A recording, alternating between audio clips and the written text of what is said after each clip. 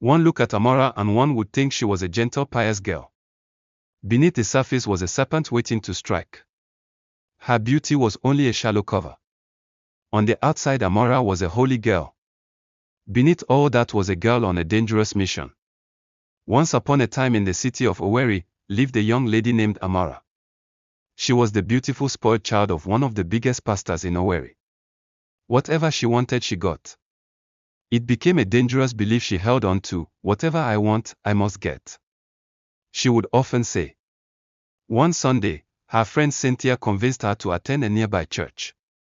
It was a small church just starting up. The pastor, they say, is fire. From the moment Amara stepped inside, and her eyes fell on the new young pastor, Pastor Kelechi, she wanted him. He was tall, handsome, and carried himself with grace. But there was one problem: Pastor Kelechi was newly married. For Amara, that was no problem at all. Amara eyed the pastor's wife seated from the church pew. Without knowing her, Amara didn't like pastor's wife. Looking at her with all disdain, Amara saw a competitor. As the pastor started to preach, Amara began to get restless on her seat. Her mind was far away, lusting after his strong physique and pouting lips. After the church service, she tried to see him, but to no avail. He was too busy. She immediately felt disappointed. Did you enjoy the service? Cynthia asked joyfully. Yes. The pastor is really fire, as you said. She lied.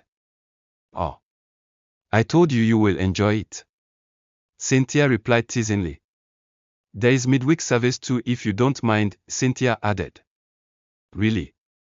Remember, my daddy is a pastor too. Oh. I can't leave my daddy's church, Amara retorted. Cynthia quickly replied, oh no. I'm really sorry, I didn't mean it that way. Your daddy's church is far. Try this one first. Amara packed up and said, I will come during the week. She booked a Wednesday counseling session. She was so anxious about seeing the pastor. She barely slept. She came draped in a large flowing dress. Her head tied in a big scarf, pretending to seek prayer. But the pastor's eyes were pure. He prayed for her and sent her on her way. Amara felt rejected by the abrupt counseling session. If it's one thing, Amara didn't like rejection. The following week, she returned, this time in a figure-hugging mini dress, her heels clicking like a countdown to trouble. She tried to smile, to lean closer, to accidentally touch his hand. But Pastor Kelechi kept his distance. Kelechi was not new to his pastoral position. He had always been a church boy, right from secondary school to university. Even during NYSC, he held a special position in his fellowship. He was wary of his new church member. And by the way she came dressed to his office. He wasn't wrong at all. He didn't want any unnecessary touch. Frustrated, she blurted. My father is a pastor too, and he has girlfriends. Why should you be different? But Pastor Kelechi only shook his head and said, I am not your father. Please leave. Amara laughed angrily. Me? I will deal with you, she said, clicking her fingers at him. That night, rage consumed Amara. If she couldn't have him, she would destroy him. The next Sunday, she stood before the entire congregation, tears streaming down her face. In a trembling voice, she accused Pastor Kelechi of impregnating her. The church erupted in chaos. His wife, Rebecca, stood frozen, her eyes wide. She tried to remain calm, even though her heart was racing in her chest. What is this? She asked. Have you betrayed me? I thought we made vows. So this is the way it is going to be. She was trembling as she spoke. Fear in her eyes. But her husband assured her, saying, God knows I didn't do it. He swore before God, I didn't do it.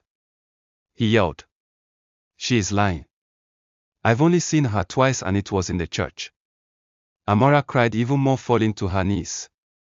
Clutching her chest, you did it, stop lying, you got me pregnant and now you want to deny me in front of everyone. The whole church erupted. They all looked at Pastor Kelechi. Everyone was whispering, some people gasping in shock. The pastor just stood there, confused and shocked. He tried to convince the congregation that he was innocent. But whispers and suspicion spread like harmattan fire. He tried to hold his wife, to somehow convince her that he was innocent, but she moved back, shaking with fear. "Don't touch me," she said, "just don't touch me." Unknown to Amara, her own friend Cynthia, the one who had first brought her to church, was disgusted by her lie. Secretly, she called Rebecca and told her everything. Rebecca listened in silence. After listening, she asked the right questions like where she is from, what her parents did for a living. And then she planned. She hid all her plans from her husband.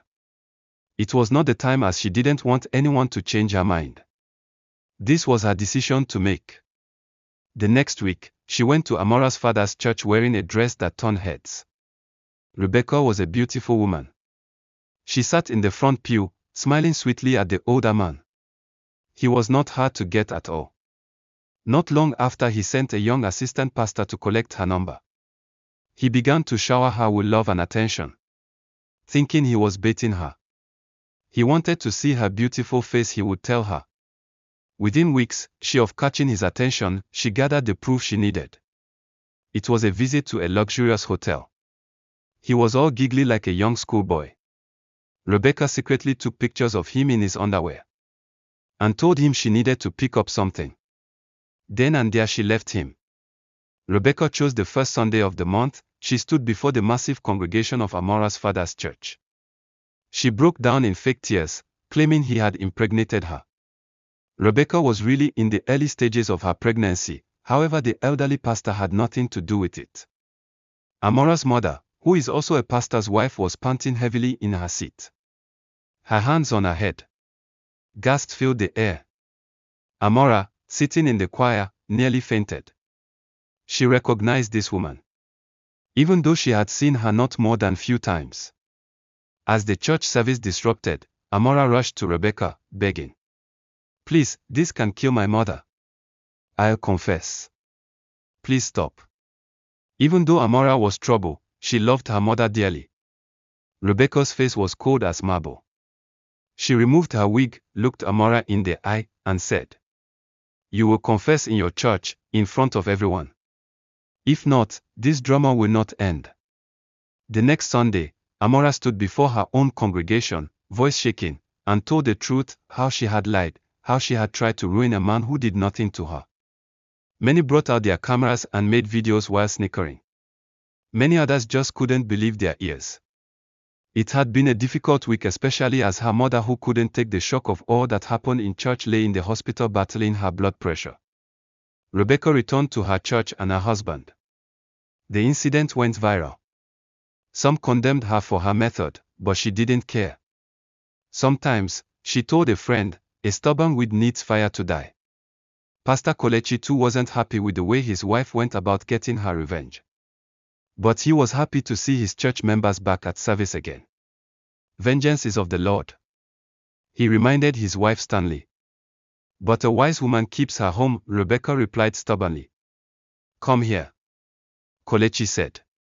"I have missed you deeply," he whispered. "Me too," she replied, smiling. With his big arms he wrapped her up.